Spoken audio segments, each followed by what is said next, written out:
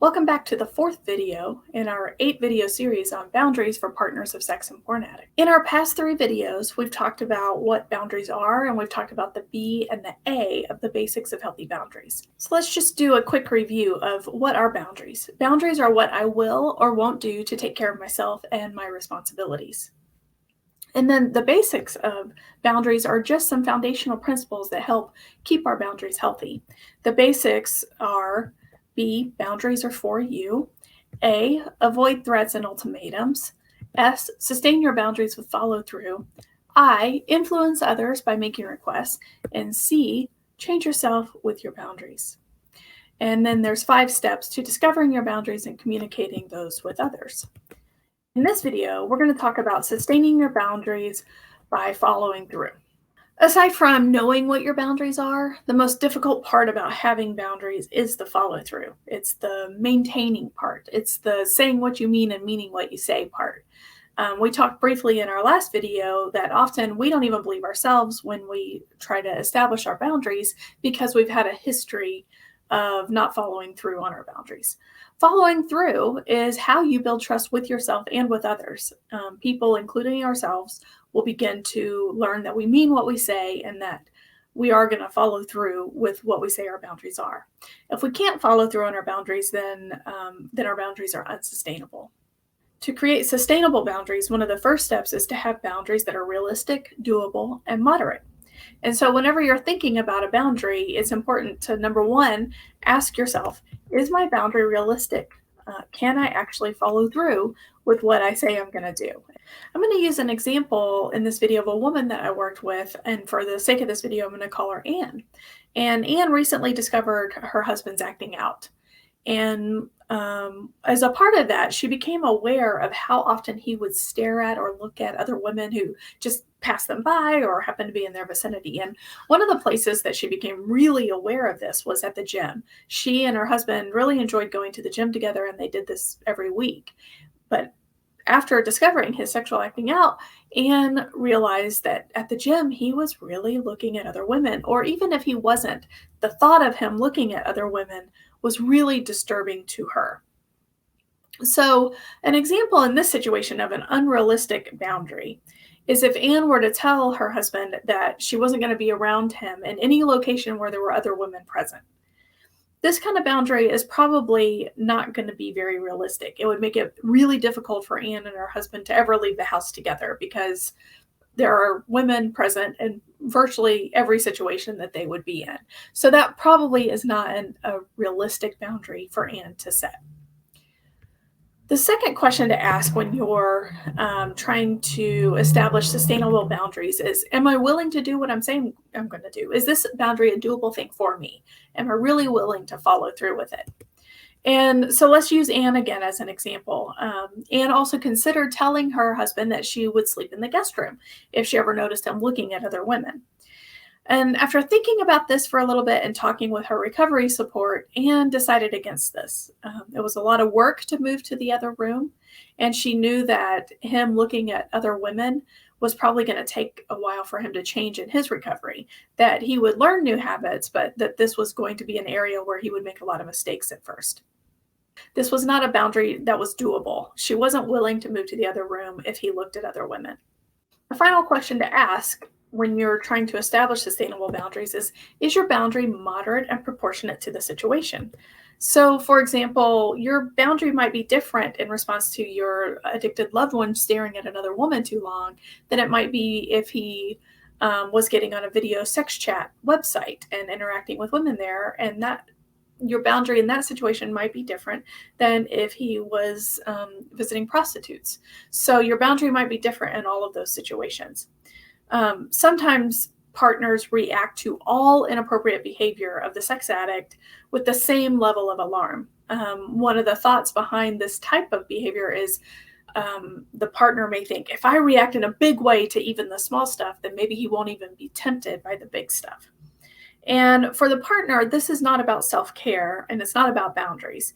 It's about trying to control the addict with the partner's reaction. And the whole goal of that is the partner is trying to be safe. The partner is trying to feel safe. Unfortunately, it's probably not going to work in the long run, and it's just not sustainable as a lifestyle to have that level of alarm to everything that happens. So let's kind of return to Anne, using her as an example of a moderate boundary in response to her partner looking at other women. Anne's loved one is sober, he's pursuing recovery, and he's making progress in a lot of areas. One area he's making progress in is being able to divert his gaze when he's around other women. Nevertheless, Anne realized that when they go to the gym together, she couldn't stop thinking about even if he might look at another woman. And it was completely ruining her experience of going to the gym, which is something she used to find very enjoyable. To take care of herself, Anne has arranged a different time to go to the gym without her husband. This has removed her having to think about what he may be looking at while he's at the gym, and it has allowed her to enjoy working out without having these intrusive thoughts bothering her. There's no one size fits all with boundaries, but these are some good general guidelines for establishing boundaries that are sustainable. I recommend highly that you get help in thinking about boundary options that are going to fit your situation. Choosing boundaries that are realistic, doable, and moderate is one challenge in sustaining boundaries.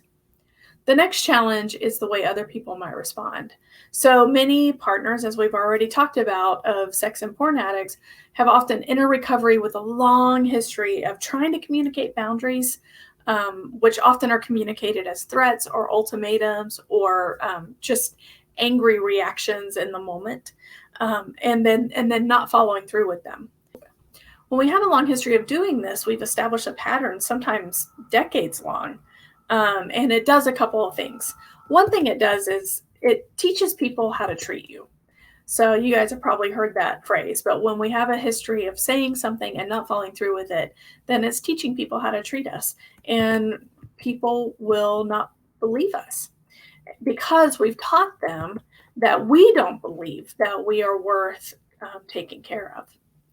And so the other thing, probably the most important thing that happens with this pattern of not following through with what we say we're going to do is that we don't believe ourselves, that we've learned that we're not going to take care of ourselves. And that's going to make it really hard for us to feel safe. And that's regardless of whether our addicted loved one gets into recovery or not. We probably will not feel safe if we don't have confidence in ourselves to be able to take care of ourselves. And that's probably one of the most important consequences of having a pattern of not following through with our boundaries. When you begin establishing sustainable boundaries and following through on them, be prepared for people to not believe you at first, especially if you have this kind of history. It's going to take some time for you and your loved ones to begin to trust that you mean what you say. So one way to help build trust with yourself and with others is the way you communicate your boundary to others. So when you communicate your boundary, if you need to communicate it with others, which isn't always necessary, but if you need to communicate your boundary with others, do it once or twice. Communicate your boundaries calmly and clearly, not in the heat of the moment, not in the middle of an argument, but in a place and time where you're calm and the other person's calm and you can clearly express yourself. And then don't repeat yourself. Again, after you've stated the boundary once or twice, you don't need to repeat yourself anymore. Saying it more often isn't going to make someone hear you. So just let your word be good enough.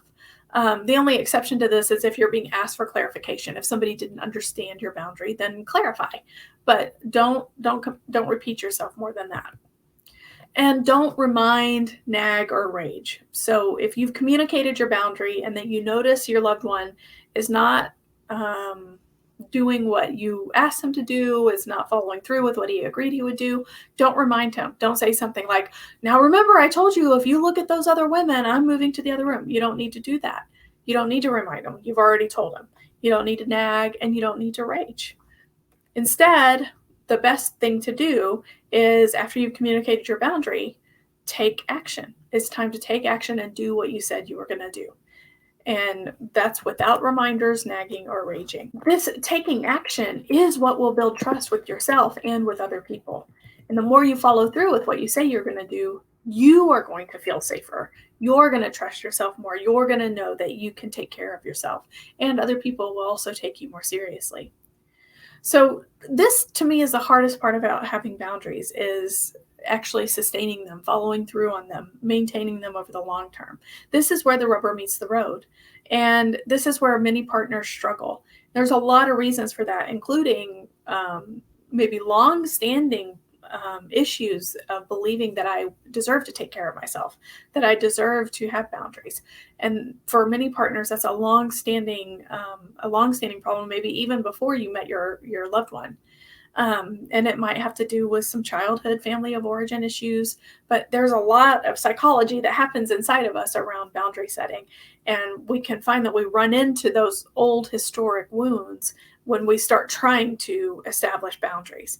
So, if that's true for you, I highly recommend that you get help. You don't have to do this alone. There are people who can help you. Free resources that can be extremely effective are S-Anon, which is a 12-step program for family and loved ones of sex and porn addicts. COSA is another 12-step program for family and loved ones of sex and porn addicts. Either of those, they both have websites. You can go on there. You can find where the meetings are. There's a lot of online Zoom meetings, phone meetings, also if there's no local meetings in your area. That's a great resource to get help, especially if you're struggling with establishing boundaries and maintaining them. You can also give us a call or email us at info@tarkrecovery.com or 423-240-0581, and we're happy to help you get to the right resources that would be beneficial for you. So thanks for joining us on this video on sustaining your boundaries through following through. In our next video, we're going to talk about how to influence others by making requests. Thanks for joining us today. I look forward to seeing you next time. If you need help creating your own boundaries, or for more information about the Trauma and Addiction Recovery Center, including our treatment programs for men struggling with problematic sexual behavior, or for partners who have experienced betrayal trauma, please visit our website at www.tarkrecovery.com or email us at info@tarkrecovery.com. You can click above to watch the next video in this series on healthy boundaries. We hope you'll also like this video and subscribe to the Trauma and Addiction Recovery Center's channel to continue to receive helpful information about recovering from sexual addiction and betrayal trauma. Thanks for joining us today. We look forward to seeing you next time.